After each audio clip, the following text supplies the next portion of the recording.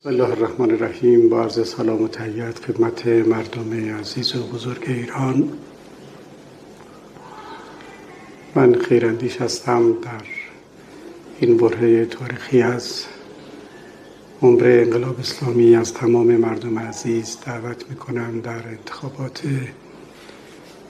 دوره 14 ریاست جمهوری حضوری فعال داشته باشند. همه رو دعوت به همراهی بکنن، پای صندوق‌های رأی حاضر بشن تا این